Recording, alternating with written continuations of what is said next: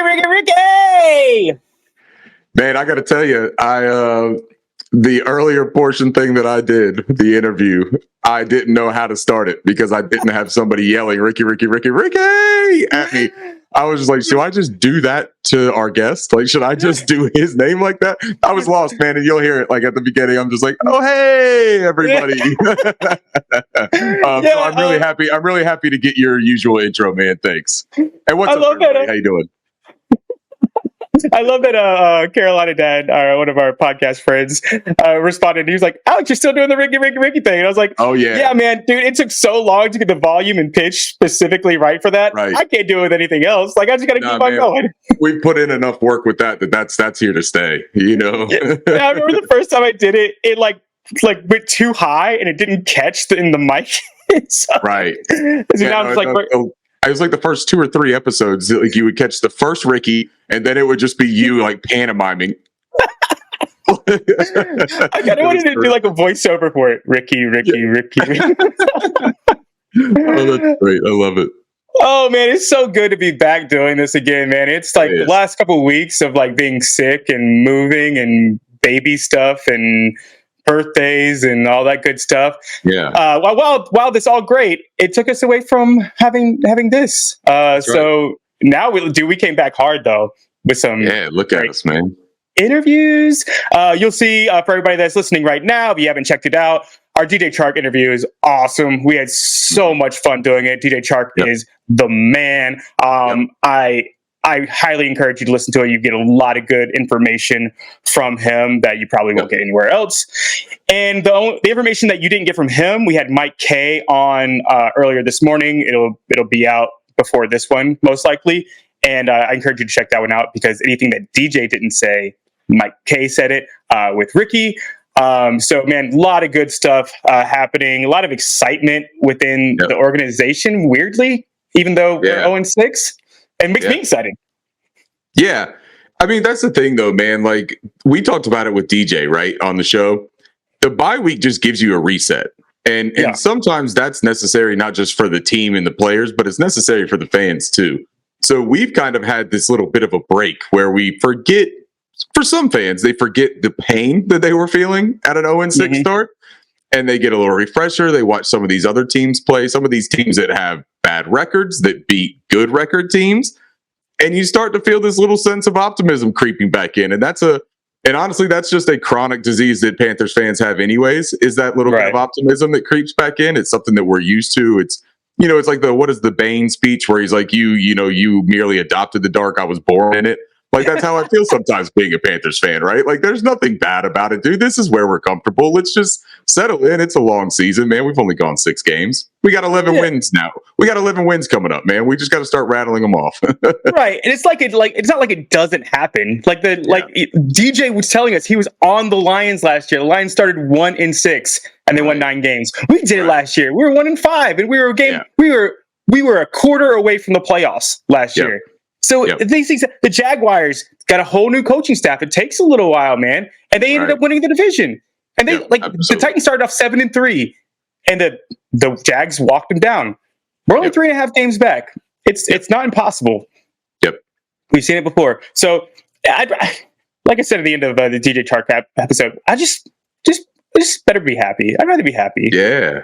We're happy this week. We're happy this week, man. We're doing things. It's fun, man. It's a good week. Yeah, we forget that this isn't the end all be all. We still I told DJ, I was like, man, you're awesome. I love you. Like you're the man. I just traded for you in Dynasty. You're my dude. It's like so like you forget because you're so concerned with win losses and what we're doing wrong and all that kind of other stuff. And then you're like, wait, every other fan thinks this. My buddies are Cowboys fans. They went 12-5 and 12-5. They're 4-2 right now, and everything is the end of the world. Yeah, we suck. And for them, they've got all this pressure and expectations, right? Like for the rest of the year, they're just on the edge of their seats and they're freaking out. Like, are we going to make the playoffs? Are we going to get rid of our quarterback? What are we doing? If there's anything that we should feel good about, it's that we at least have a future plan here. Bryce Young, he's the future. We're watching his progression and development and everything else on the side of it. Yeah, man, we want to win. And I think that we're going to start doing that. We're going to get into that later. But I just think that we don't have this uncertainty right now because we know that the main piece of this team is Bryce Young, and that's locked in. So let's watch that. Let's feel good about that. We don't have to worry about, man, are we going to make the playoffs? We're probably not going to do that. But we're going to be able to watch these games and have fun as a fan and see what happens with the development of some of these young players, man. Yeah, I mean, so let's just do this. Like, think about the entire division, right? Like, all three of those other teams have won too much to get the franchise quarterback. And also, this draft outside, I mean, I still think Caleb's the truth. I mean, he's probably coming back down to earth a little bit, but he's still, I think he's still going to be excellent. Drake May, somebody, the other day I watched Drake May versus Will Levis stats. They're almost identical. And Drake and Willis was going against the SEC competition versus the ACC. So, and that's no, you're right. And look, I've never been a 100% Drake May truther. I still think he's a really good prospect, and that's the thing that when you look at some of these guys in college as prospects, that's a little bit different than saying that you feel that they are going to be great NFL quarterbacks. The problem that you have with like fans with prospects is that they start crowning them and championing them already, right? Like the Caleb Williams talk is just crazy talk because, I mean, he's still a college kid. He's still a prospect. He could do some freakish physical things, man. He's got a cannon for an arm. His out of structure, off platform stuff is remarkable, but he's still a kid who has never played in the NFL and he plays against a Pac-12. Really fun to get excited about, but for our sake and what we talk about with this podcast and with this team, we're looking at an NFL player in Bryce Young that is playing against NFL competition. So, maybe he struggles at times. Maybe he looks overwhelmed at the beginning of his career. That's fair, man. Like, that's part of being a rookie and taking that step up. But what we see from him is progressions in the NFL, whereas when we talk about college kids, they're progressions against the other college teams that are bringing in younger kids every year, you know? So, it is a difference, but I know exactly what you mean, man. Like, it's a mad world in sports. So my point was with that is that they're going to be too good to get those picks.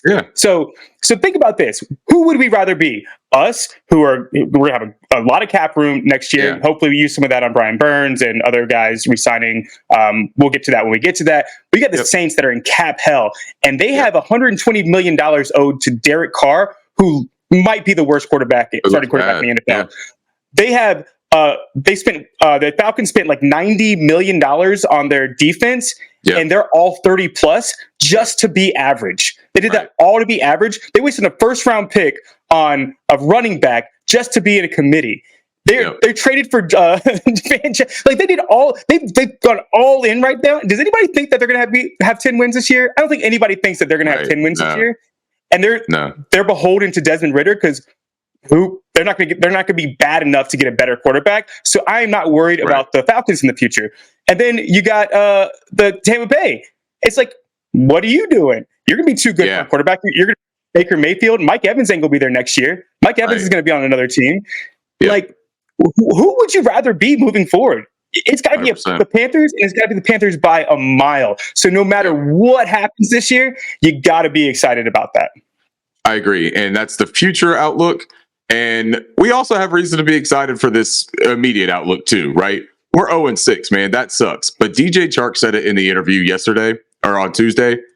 There's nowhere to go but up. And we know that. Like, we feel that. We understand that. And that's the goal, is to keep going up. So from this point on, man, those 6 games, those are over and done with. We can't do anything about that, right? Yeah. That doesn't mean that we don't have to have optimism about winning these next games, and one game at a time. Yeah. And outside, like, Minnesota, way better than people thought they were.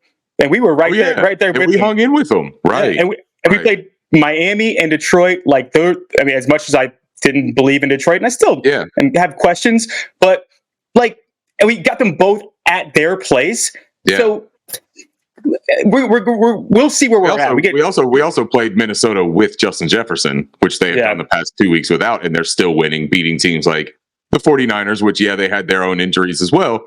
But hey, man, everybody is playing injured. I don't want to make that excuse and say, well, they got lucky because Trent Williams was hurt and Debo. That's a big impact.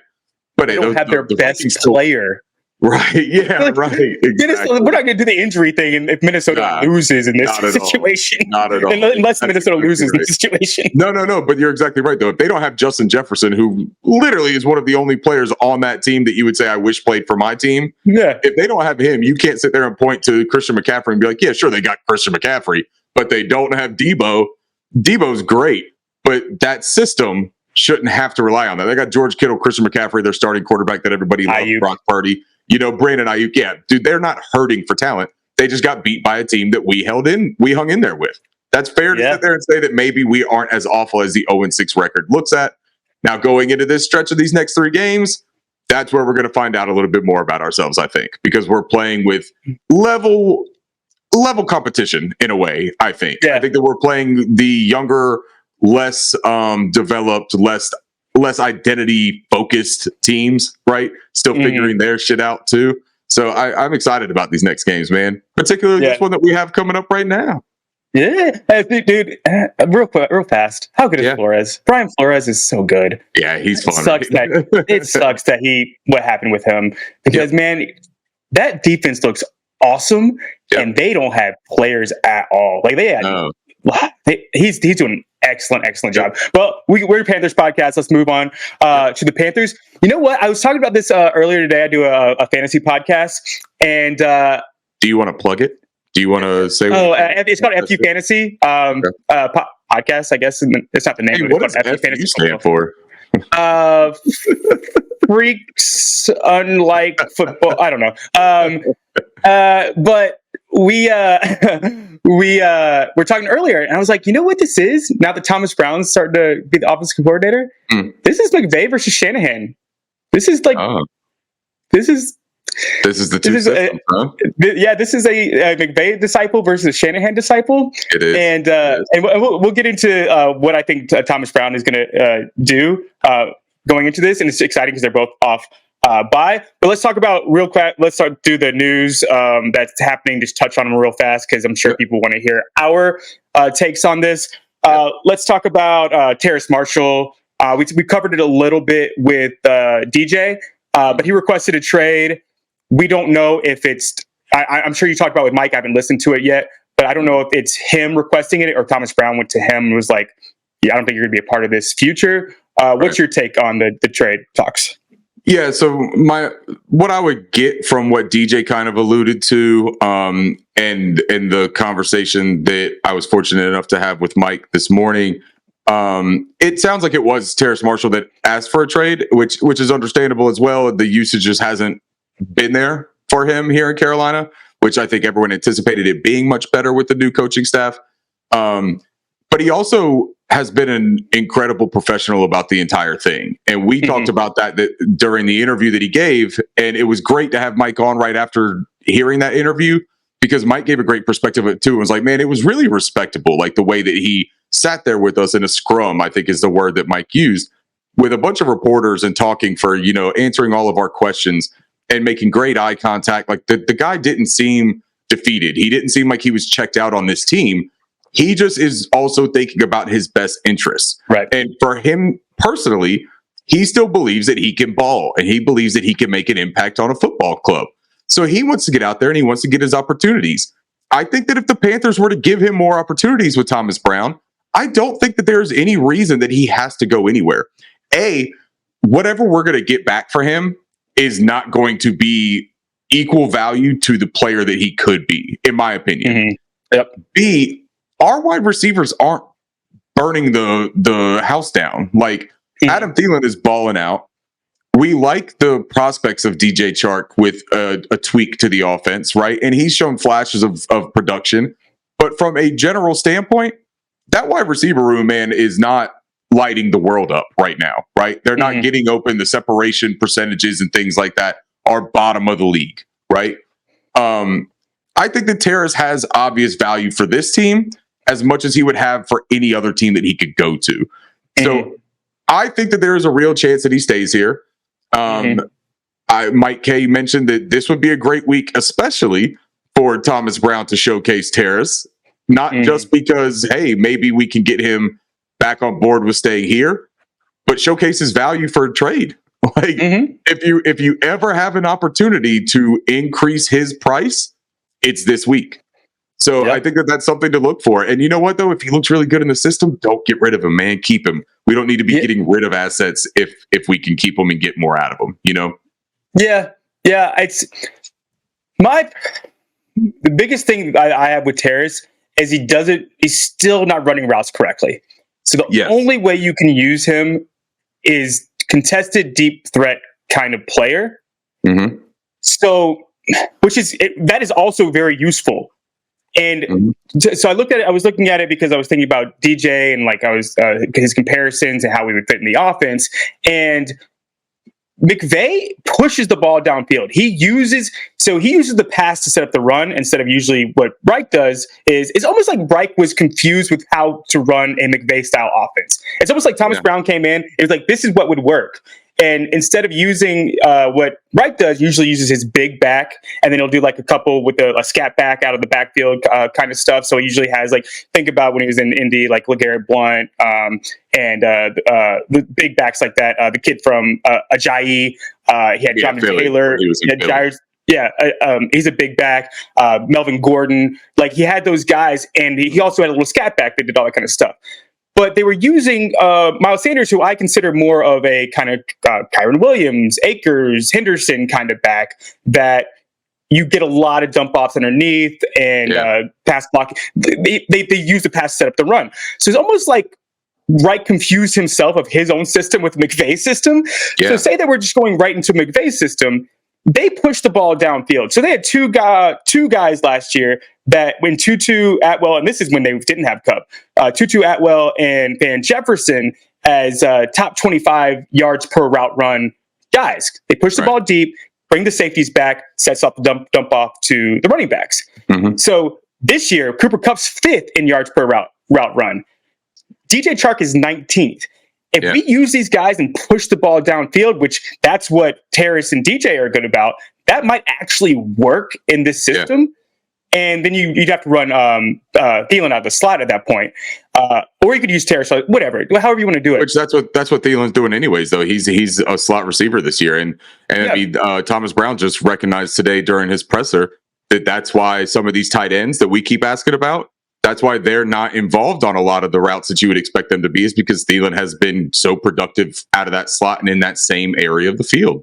Right. Yeah, but we've also seen a productive in a McVay offense where Cooper Kupp is in the slot, but Higbee and Everett still get a lot of targets. So I think that it feels like we have the personnel for a McVay style offense, and Reich is just kind of confusing himself with how he usually runs his offense.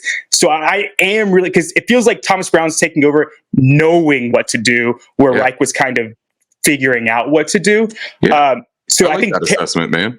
I think Terrace actually could be because all of his crossing routes, he's not crossing the right way. He's covering other receivers. It's just, I think Thielen can help him with that. It just doesn't look good yet. But hopefully, and it's also something that DJ talked about with using personnel from different alignments, right? And putting them in different places for like the spacing of these concepts. The concepts will be the same, but just moving them slightly in the alignments, whether it's inside, outside the numbers type of deal, and using different players to run those routes. That's where the spacing can open up. And you talk about scheming up and creating separation if your receivers aren't capable of. And that's what we talked about coming into the season. Yeah.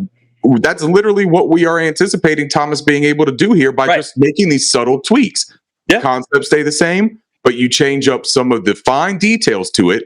And like you said, man, Thomas is more comfortable running that system. If that's the system that we brought in personnel for, Thomas is the one to deploy that. And I think you make a really good point that Frank might have been doing his damnedest and trying to do a little like hodgepodge type of deal of what he's comfortable and familiar with, but what they kind of develop the offense to be. And that's not going full strength into what you are aiming to do, actually. So now with Thomas Brown taking over, maybe we actually see what this was supposed to look like, man.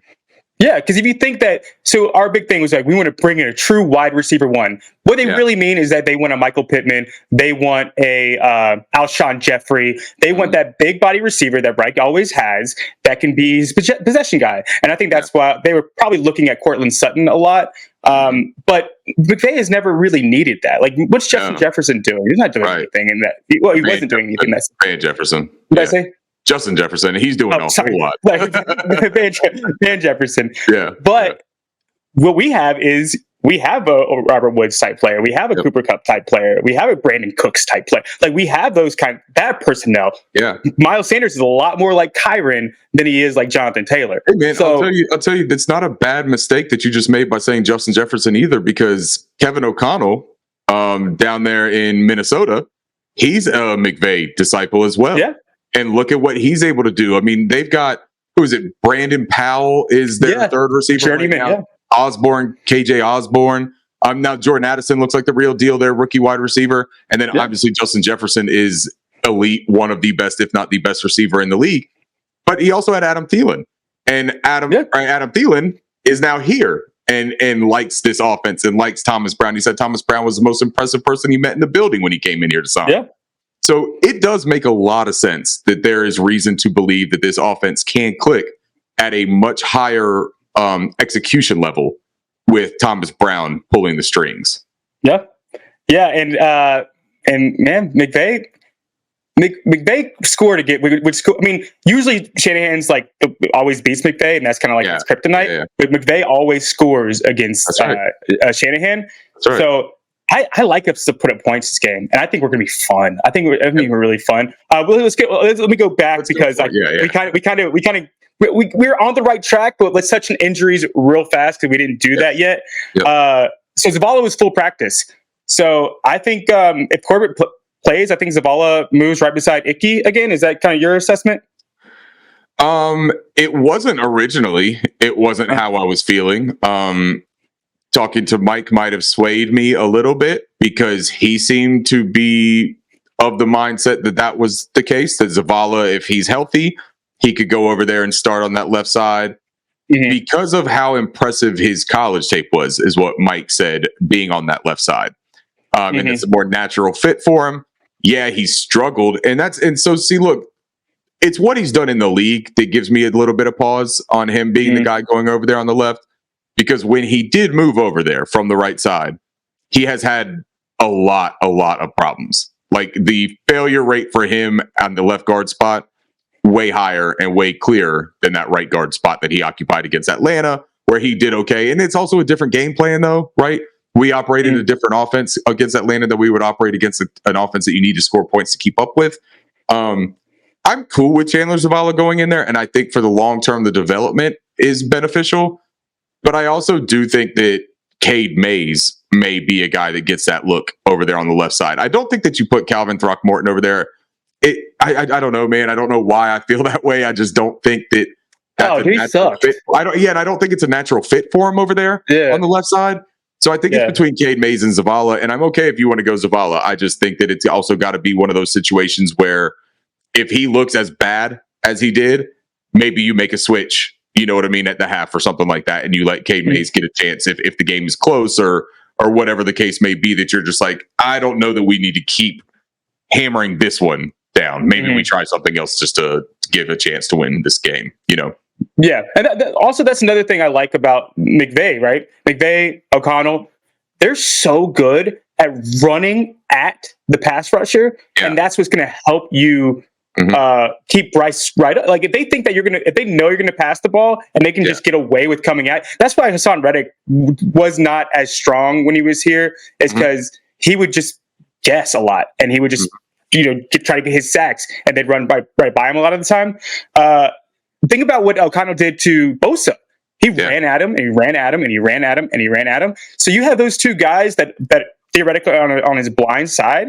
And those are two strong run blockers. Right. You just run at the pass rusher. Yep. That's going to help Bryce so much. So I do kind of like Zavala over there, especially with his how much his chemistry. chemistry. Just ow. I don't know how I got chemistry from that either, man. Like, yeah, his for anyone that wasn't watching this, that's just listening, Alex was just like doing like some sort of like Cupid shuffle with his hands, and somehow I got chemistry from it. Holy shit! Sign me up for like charades night or something at the YMCA because I just crushed that. I like it is chemistry with Icky. I do like that, and I think it's going to help Bryce long term with that happening. It's also going to take a lot of pressure off of our center. Jesus, I can't think of that would be Bradley Bozeman. Bradley Bozeman. Oh my god. It's okay. Oh guys, my wife's pregnant. I'm sorry. Like Alex is actually suffering from pregnancy brain right now. To be honest. Christ, all right, so we touched. Let's go like a little bit more on the injuries. Moten limited practice. He's probably going to play. Moten was probably limited practice yesterday. He was a DNP today. Oh, really? That report's out? I don't have that report up. Downgraded to today. Yeah, man. Did not practice with a knee injury. I don't know, man. Maybe it's a rest day that they're just kind of like coding a different way. But going from a limited participant on coming off of a bye week with a knee injury to then dropping to a did not participate at all status is worth monitoring going in, because that would be a massive development if he does not go on that right tackle. Yeah. Joe Person looks like a vet day for Taylor Moten, who was on the injury report yesterday with the knee issue. So it looks like a vet day. Awesome. Yeah. Then that checks out. And I didn't even look at that before I said that. That is great news, man. Oh, thanks, Joe Person. Yeah, go follow Joe Person. He's great. And then it looks like the guys that are out. Jeremy Chin sucks. Ricci, who am I forgetting that just went IR? YGM. Yeah. So we lost those guys. Yeah, it was a big loss, I think, man. And it's a big loss because he's obviously our best run defender on the outside of the front, right? He's an edge setter. He contains. He also was getting decent production rushing the passer, especially from the interior. They started using him in a way that we talked about at the beginning of this season. I think that sucks, and it really sucks for him personally because he was having the best year of his career so far. I think you're going to have to see DJ Johnson's going to have to play, man. It's time to take the kitty gloves off. He's going to have to get out there and play. I'm hoping that Marquise Haynes isn't too far away from getting back out there. Justin Houston is going to go from situational to prominent. He's going to have to start playing more. And that's risky because he hasn't been terrific so far this year. But overall, the outlook on defense is still the same. It's still that next man up mentality. We've been playing with guys that we didn't necessarily want taking up the bulk of snaps, right? Right. So it doesn't change that mentality, man. You still got to go out there and perform. Now, one player we didn't talk about, injury report, Xavier Woods has been a limited participant, and they anticipate him being back. So that would be a really big boost to have him back there at the back end of that secondary, man, because we have been struggling out there without our two starting safeties. Yeah, huge. It looks like Von Bell's playing as well. It looks like he is playing. Tank Dell, man, you gotta have an eye on him. Did you say that Von Bell looks like he is going? Yeah, it looks like he was. Sorry, I just changed it to talk about the kid from Minnesota that we just signed. No, you're good. I thought that he was DMP the past 2 days.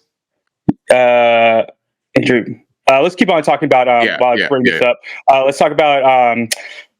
You're gonna have to say his name for me because I can't say his name. I feel like an idiot. Luigi Villain. Luigi? Yeah. I don't know, man. Honestly, I don't know much about him. That's the guy that we just picked up from the Vikings practice squad. Is that correct? The outside linebacker? Yeah. So the fun way to say it, and I don't know if it's the right way to say it, but I like to think of it like a Super Mario Brothers like villain, Luigi villain. You know, like just like the evil version of Luigi is how I think of it. But that's also just because I'm an idiot. So I don't know the exact way to say his name, and I don't want to be disrespectful and butcher it. So I'm just going to say Luigi Villain is his nickname. Yeah, you're right. Von Bell did not practice. I thought I saw limited practice. I think that Vaughn is still. No, I think that Vaughn's still probably a week away, from my understanding. Yeah, at least. I think Vaughn helps us more, just because he's just a. I think he's more against like the tight ends. He helps the tight end guard the tight end a lot more. I think Woods is really need him with the speed guys that can take the like kill us deep. And I think that I was always worried about Tank Dell, especially with Chen going down. Our corners are we're losing corners left and right. And Deontay Jackson is not really looking that good. But I think he's more important this week than Von Bell specifically, even though Schultz has been great lately. But I would love to have both of them instead. I think just having, though, even outside of the play aspect, right? Because I would probably feel the opposite way about like the coverage. I would probably feel that Von Bell would have been a better addition than Xavier Woods. But regardless of the play aspect of it, having a veteran and established player back there for communication purposes and for identification stuff is a huge benefit to this defense. Because when you have Matthias Farley and Sam Franklin Jr., God bless Sam Franklin Jr., man, he's trying his heart out and he's making some good plays. He looks like he is a NFL defensive player, not just a special teams ace. I can't say the same about Matthias Farley in his spot start. So getting Xavier Woods back out there is really going to take some of that pressure off of even like our linebacker, right? Frankie Louvu, that is just so involved in communicating right now out there without Shaq Thompson, without Von Bell, without Xavier Woods. There's just a lot of onus falling on the only established players out there on the defensive side of the field, that getting Xavier Woods is a really big win for the huddle and getting people in the right place. And that's where I think I am most happy to see that back, is its stability, right? And competent, adequate play on the back end of that defense. I just realized the reason I was like, why am I getting Le'Veon Bell? It's because I wasn't spelling Von with two N's. It looks like it's not looking good. For Von Bell. And I was wrong. All right.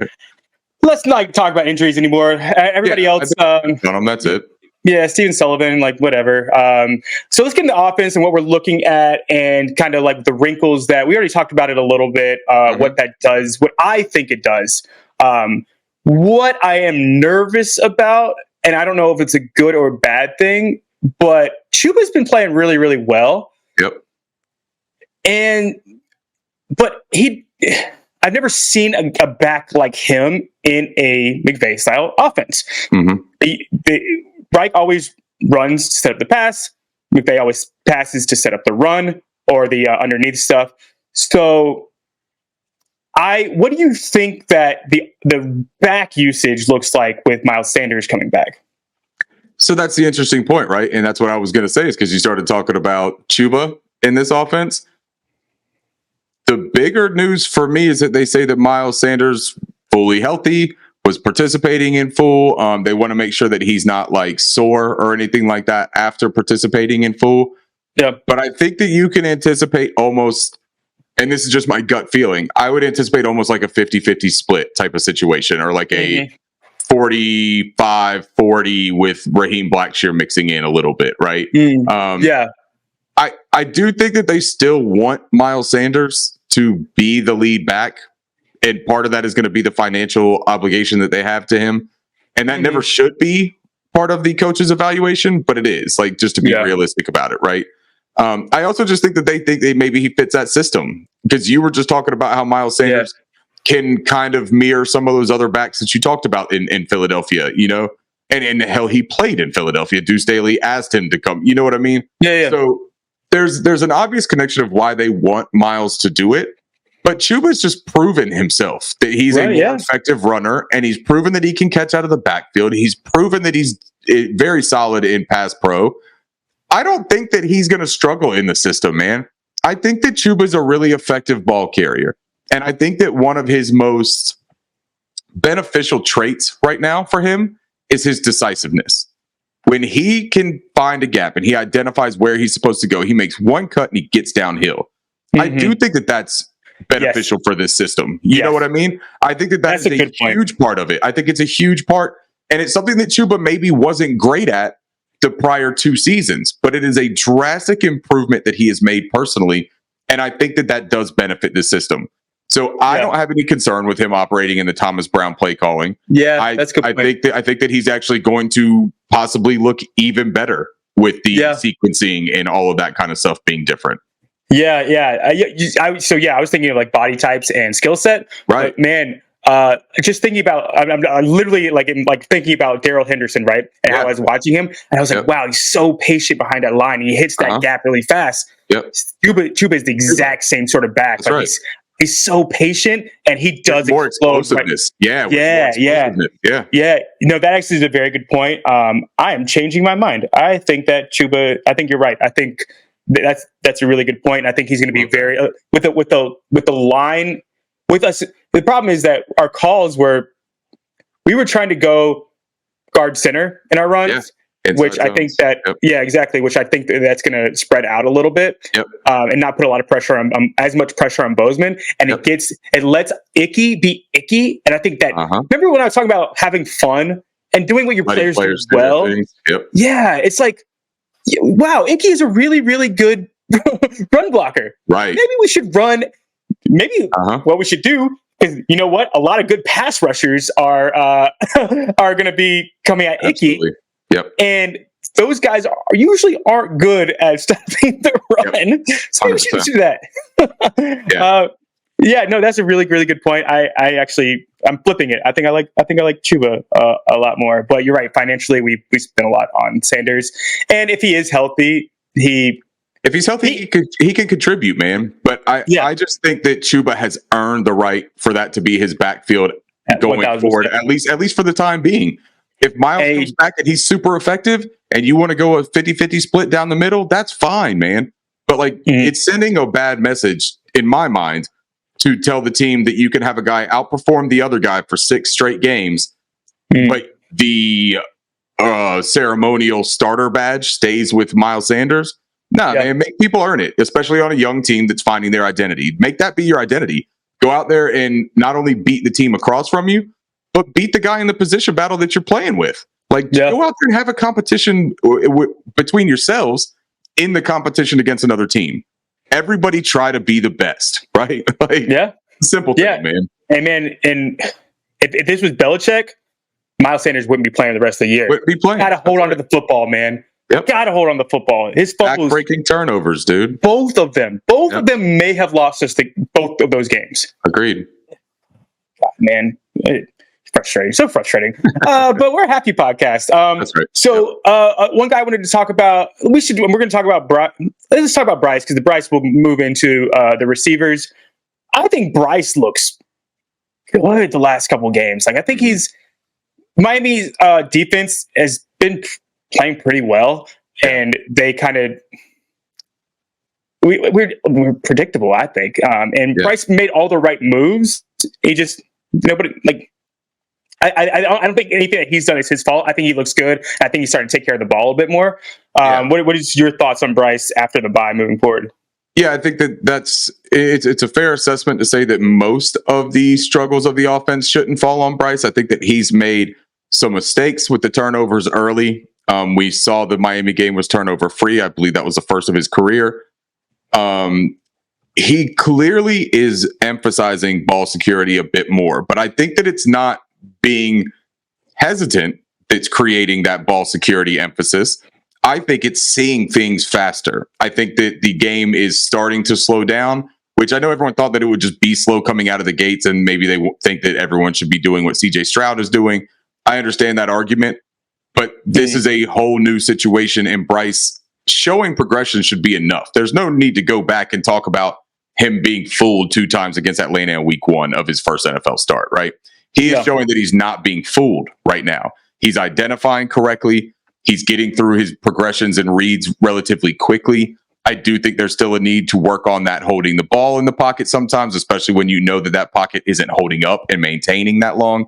But from an aggression standpoint, he's starting to take more intermediate shots. The deep shots still aren't there. And I think that changes with the play calling. I think that you see some of those manufactured. I think the timing and sequencing of plays is going to make that a more realistic and attainable thing. But you see him taking these 15 to 20 yard shots, though, over the middle, on the outside of the numbers, right within the numbers. You just see him starting to feel more comfortable. Right. And I think that he's going to be even more comfortable in Thomas Brown's offense. Those are two super like-minded dudes that have always had this like just almost like conjoined feeling about the way that they approach the offense from a scheme standpoint, and from like a, you know, attack the defense, kill them with the play that you have designed up, right? Like execute it really well. And if it doesn't work that time, come back and do it again at the right time because you see something that can work. I feel really good about it, man. I'm optimistic about Bryce. And this Texans defense, man, they're not bad. They're playing okay. They're not giving up a ton of points, but they do have areas that you can exploit in my mind. Yeah. Derek Stingley Jr. is still going to be out for them. Their top cornerback. He's not going to be back yet. I think that if we have the balance of the run game to go with the pass game, that there are going to be opportunities for Bryce Young to really make some noise.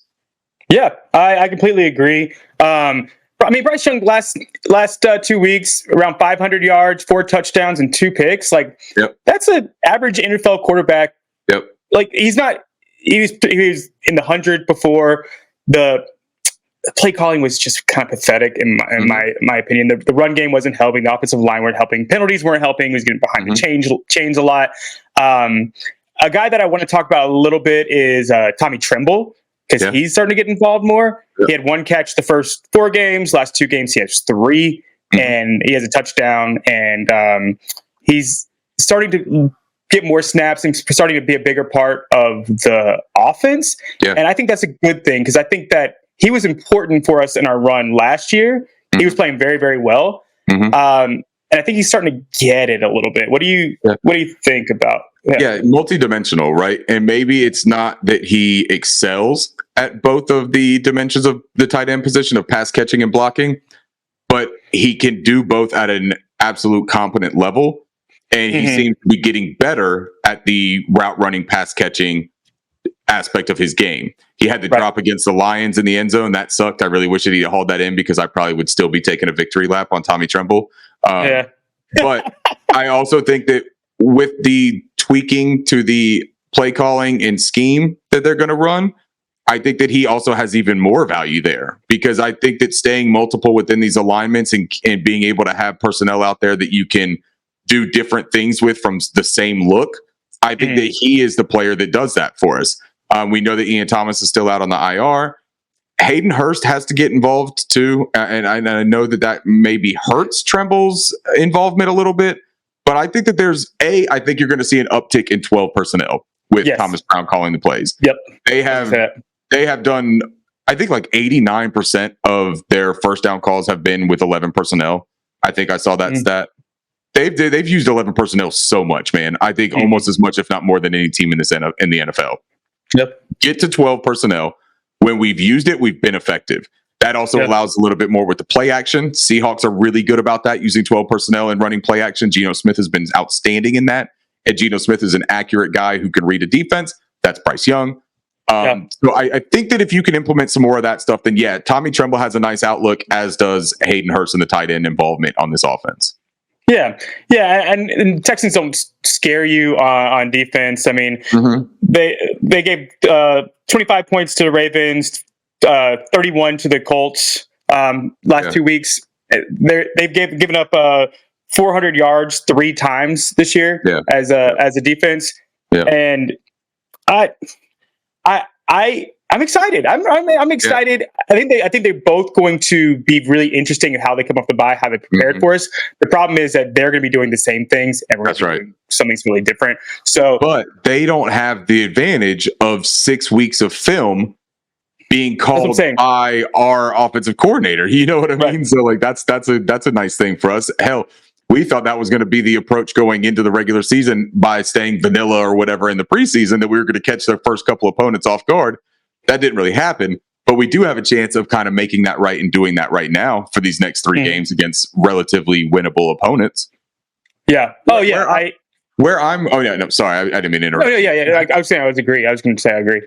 I think where I'm concerned, or not concerned, but I think that this is the obvious point to worry about, is the Texans' offense, because their offense has been running at a very, very nice pace, right? Yeah. Like Bobby Slowick is scheming things up. He's got this offensive line playing really well despite the injuries.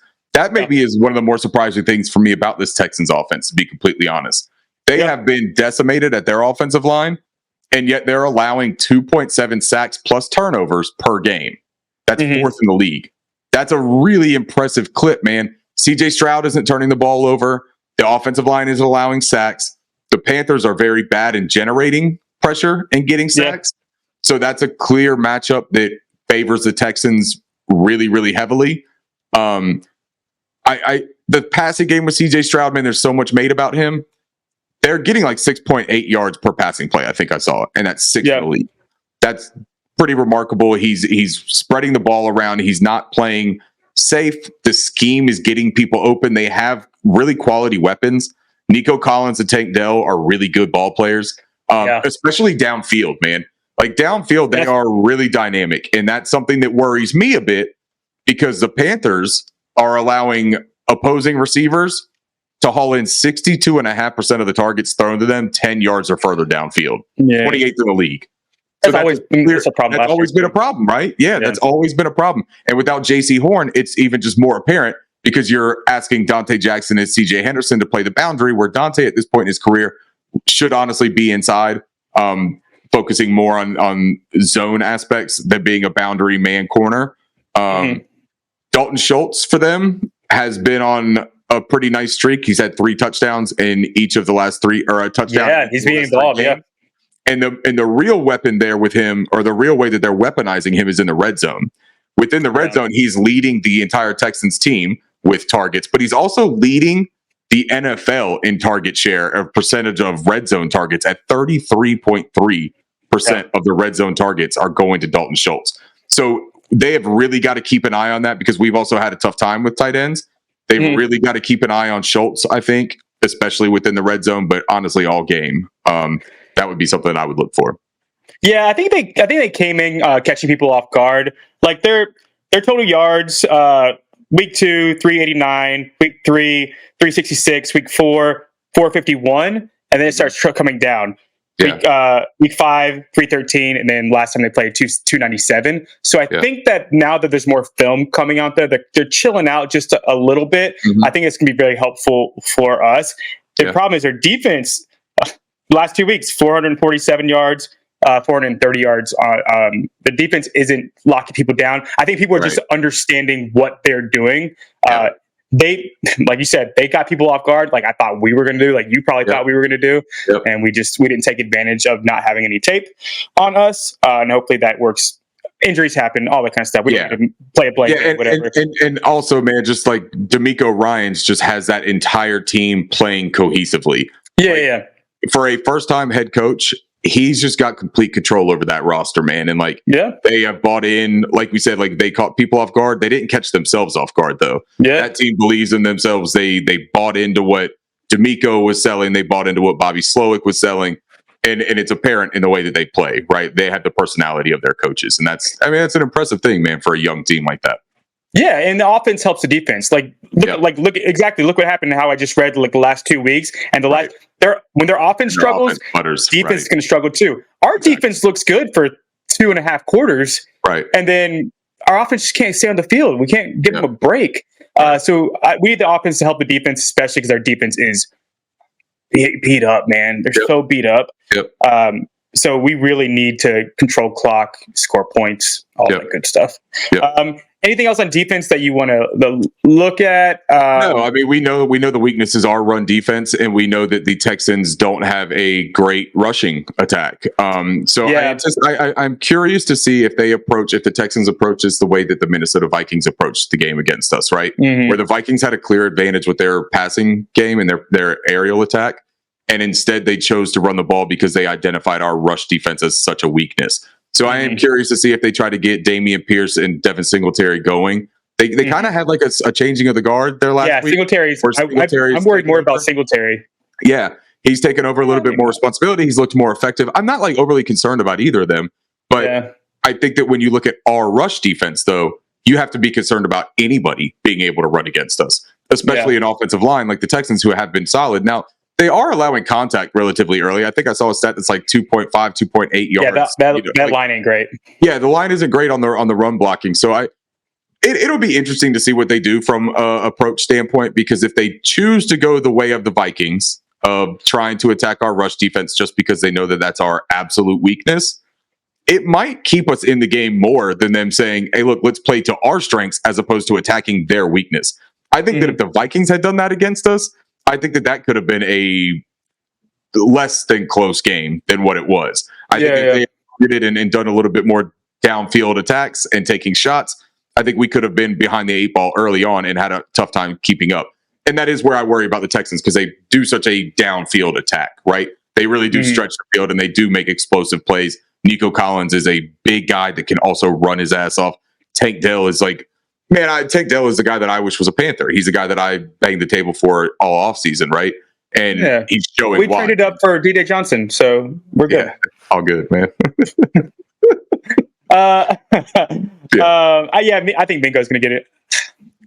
Tank Dell would be like a Tutu Atwell, whereas I think we're going to use Mingo like a Puka almost. So I think that will work better. I wish playing like a Puka. Yeah. Oh yeah. Please. I mean, he's was way less raw coming out of college than Mingo. So we'll see. I even think, man, if we lose 35-32, I think we walk away and say, okay, I'm okay. I'm not okay with losing, but I feel better. Like I feel like there's a future, because our defense is banged up, man. I will always forgive us giving up points because we don't have our best corner, our best or maybe not our best linebacker, but our Shaq might be our best overall. Might be. Linebacker. I don't want to know, just call him the best, but a top linebacker. We lost, one of our best edge rushers, two of our best edge rushers. Or we don't have our like.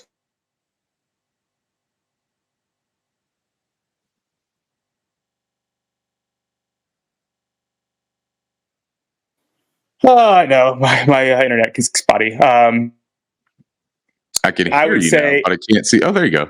Yeah, sorry, my internet's super spotty. Good. I can just cut that out. But if you're listening, my internet's spotty, and I just lost Ricky for a second. And again, so we'll see. Good thing it records locally. Yeah. And honestly, we've been going for like 50 minutes. So So, what was I saying? Crap. So if we lose 35-3, then I'm sad. Yeah, right. No, I hear you. It's not necessarily like a sentimental victory type of thing, but it would be something that you can take and say there's something we can build off on, right? If you're scoring points and you're seeing like a different offensive approach, maybe you feel good about it. I'll go a little bit opposite way there, and I'll say this, that I think we've got to win these next few games. I want to see the fire. I want to see the life of the team come out and be like, look, we're going to win. Like, we're just going to do this. Against all odds, no excuses. All these other teams are doing it with no excuses. Nobody else has 0 losses. It's time to get off the bullshit and win a football game, right? You're correct about that, yeah. I 100% think that we come out and we win this football game on Sunday. How much money should I put on it? Plus 154. $100? Okay, so I would do $100, and if you do 125, you can mark me down for 25 of it. Okay, cool. I'll just bid money the rest. No, but I really do think, man, that we come out and are we gonna do predictions right now? Should we just do that? I had to stop. Yeah, we've gone for a long while. But this has been interesting because we haven't really gone into this in a while of life happening. Right. It's been good to go through all those statistics and where we stand and like what progressions we've seen from the past few weeks, because we haven't had the opportunity to do that. Yeah, I honestly really think that we hit the 30s. Okay. I think we win this game 31-24. Okay. I can't remember. I was just on Panthers on Tap on their podcast. Shout out to them. They're awesome too. So if you guys don't listen to them, you can give them a listen. I was just on there and I honestly can't remember what my prediction was on that game. I just listened to it yesterday and I can't remember. I know. I want to say that I said maybe 27-24 or 28-24 Panthers. And I'm going to stick with that. I still think that we put up some points. So I'm not far off from you on that. I think that we do score. I'll go 27 because that just makes more sense than scoring 4 touchdowns and only 4 touchdowns. We don't have a great percentage of our scores being touchdowns. So I'll go 27-24. I think that our defense holds up. I think they allow a little bit. It's a bend don't break type of game for them, and maybe makes like a play against CJ. Maybe even early on, and gives us a lead, and possibly the Texans start kind of rolling a little bit towards the end. But I think that maybe we build a lead that's a little bit too much for them to overcome. I agree. I think it's very possible we score on our first 3 drives of the game. And then maybe we like chill out a little bit, but I think we're going to come with stuff that they're not expecting. I think so too, just kind of like we do with the Dolphins. And then we get hopefully we don't get that cold, but and hopefully you don't get Tyreek Hill in press coverage against with the Texans. So, look, I think that you're right though. We came out and we played really well to open that game. I think there's stuff to build off there. I think that we have Thomas Brown that we get to add into the fold of this. I think that we come out, we score early, and we put the pressure on the Texans. And that's something that I think Bryce will be very comfortable and happy to see happening, Yeah. I think we see a Burns play this game. Burns does something. Yeah. I'm with you. What a contract play, man. You want the contract? Go get it. Yep. Anything else? We said that we're going to do something to end it. We want to talk about Mike K. We already talked about that though, right? Check out Ricky interview with Mike K. It'll go at the same time, probably in the next 30 minutes or so when I get it out. It is a separate episode because it's separate episode. Okay, it's a short interview. It's like 20 minutes. So check it. Really good information though, man. Mike, I want to do a little bit of endorsing for him because I think that he is absolutely in tune with this team, man. He has called this a rebuild since the beginning, when everybody else was extremely high, saying that this was a win now situation. He's preached caution on some of the things that they've said. He's very open and honest about the messaging of the front office. He's open and honest about evaluating trades that have been made, draft picks that have been made, and he really gives good information and good perspective, man. So if you don't follow him on Twitter, subscribe to Charlotte Observer, all of those things, but also listen to this episode because he gives some really, really good answers and information, man. Sweet. Awesome. Well, thanks, Ricky. It was fun. Hopefully we don't get sick and anything happens next week. So we can. Wouldn't it be awesome if this could just be what we do on a weekly basis? Hopefully life doesn't happen again, Yeah, it will. But we'll end it the way we always do with keep pounding. Keep pounding.